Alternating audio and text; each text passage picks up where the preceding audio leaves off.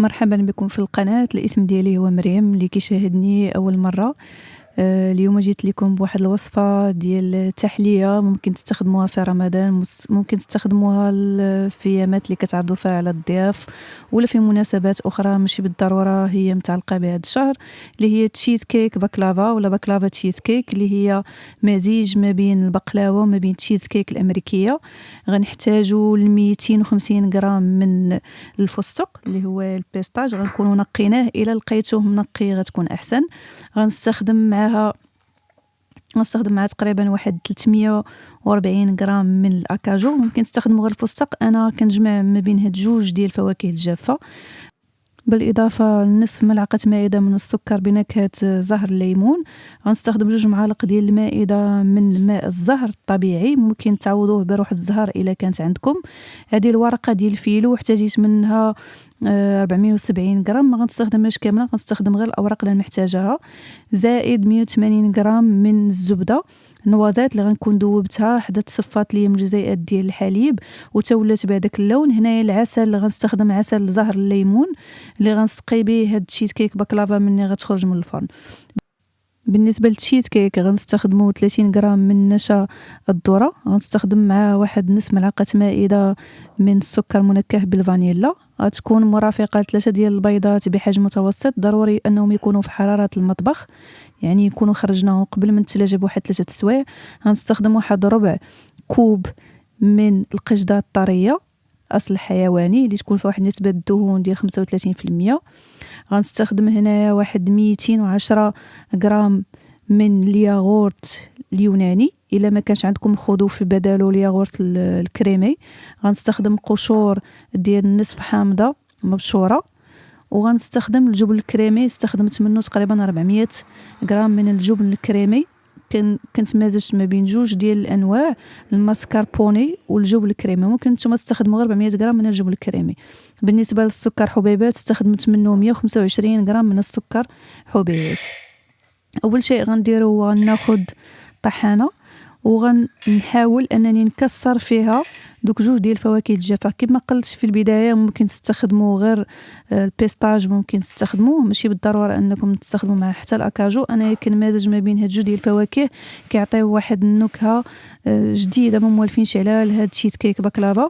كنضيف عليهم السكر وكنطحنهم واحد المده ديال 3 دقائق، غير كنبولسي الطحانه حيت ما باغاش انا نرجعهم على شكل عقده، باغا نخليهم مازال يكونوا اطراف. من بعد هذه المرحله غنوقف الطحن وغنقوم بالاضافه ديال ماء الزهر وغنبولسي واحد 3 فوا ولا 4 فوا وغنوقف. هذا هو القوام ديال هاد الفواكه اللي بغيت نحصل عليه.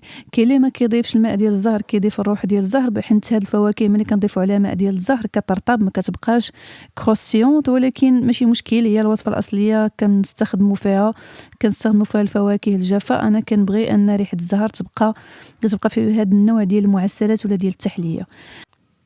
في إناء غنقوم بالإضافة ديال الجبن الكريمي، غنضيف عليه السكر حبيبات مع السكر منكه بالفانيلا ومع القشور ديال الحامضة مبشورة، غير نصف ديال الحامضة كافية، وكنضرب الكل. ضروري أن البيض وأن الجبن الكريمي نكونوا خرجناه مسبقا، يكون ولا على درجة حرارة المطبخ اللي هي تقريبا 24 حتى 27 درجة مئوية، هي الدرجة المثالية اللي ممكن يكون عليها هاد الفرماج باش يسهل علينا العملية ديال التضريب. مني كنلاحظ بأنني ضربته مزيان مع السكر، كنبدا بالإضافة ديال هادوك 3 البيضات، ولكن تدريجيا. كل مرة كنضيف بيضة كنقوم بالتضريب جيدا، وما كنضربش على سرعه عاليه، كنضرب على سرعه اللي هي بطيئه. علاش؟ حيت انا ما كنحاولش انني ندخل واحد الهواء باش التشيز كيك ملي ندخلوه للفران ما يتفرقعش لينا في الوجه ديالو. ولكن ماشي مشكل بالنسبه لهاد الوصفه، حيت غنغطيوه من الفوق، ماشي مشكل انكم تزيدوا في التضريب ديالو. ولكن ديما اللي معروف على التشيز كيك اننا ما كنضربوش على سرعه عاليه، كنضربوا على سرعه بطيئه، حيت ما كيكونش الغرض هو اننا نضيفوا الهواء. من بعد كنقوم بالاضافه ديال القشده الطريه، وكنقوم بالاضافه ديال الياغورت، كنضرب الكل جيدا واحد دقيقه ولا 2 ديال الدقائق. وفي اخر مرحله غنضيف نشا الذره، نستخدم مصفات باش نضيفها باش ما تكتلش ليا في بورسيون وحده ديال هذا الخليط. كنخلي الخليط على جنب وكناخذ الاناء اللي غنحضر فيه ولا اللي غنجمع فيه هاد الباكلافا تشيز كيك. كناخذ القليل من الزبده، كنقوم بالدهن ديال الاناء ديال المول ديال الكيك.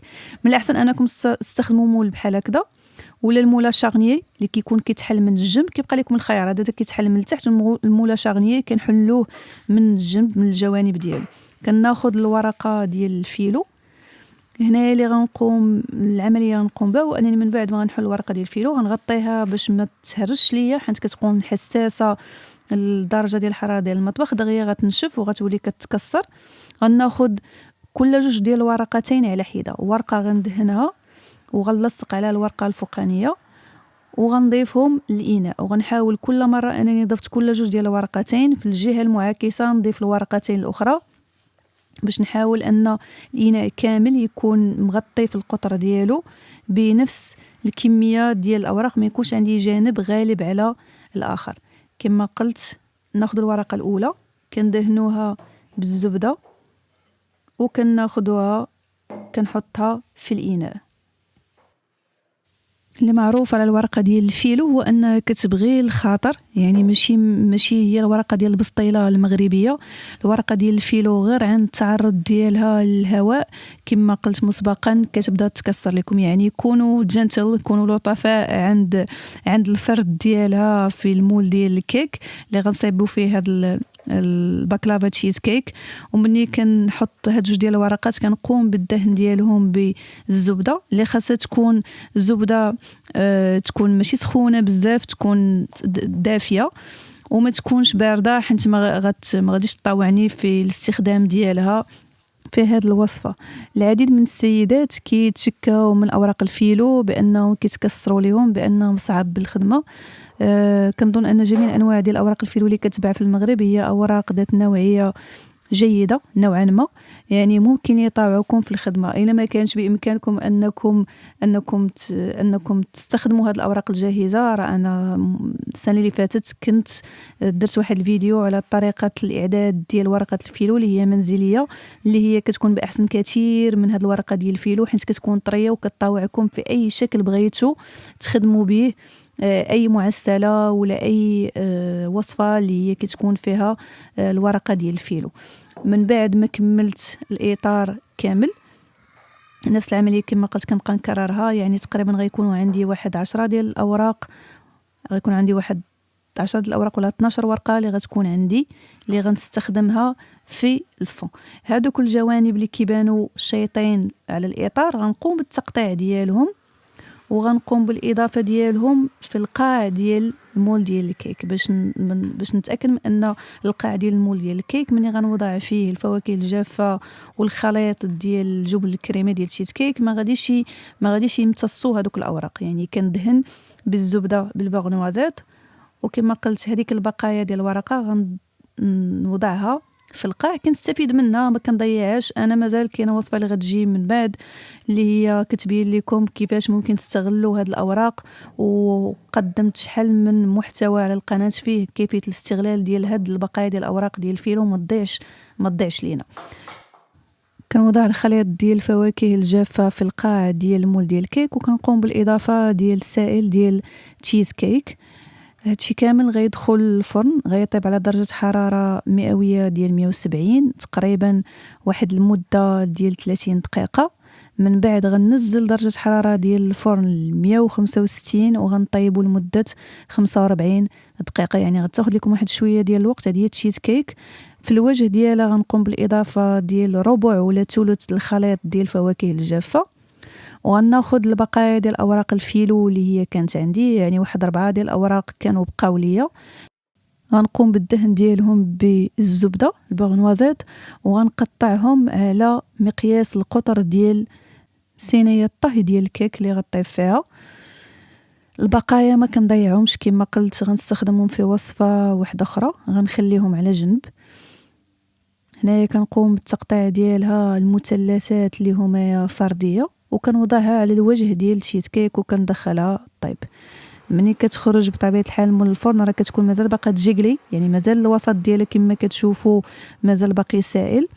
غنقوم بالاضافه ديال العسل ممكن انكم تضيفوا عسل ذات صنع منزلي. انا كنفضل انكم تضيفوا العسل اللي هو ديال الزهر، عسل طبيعي الا كان متوفر عندكم، على الوجه ديالها غير القليل.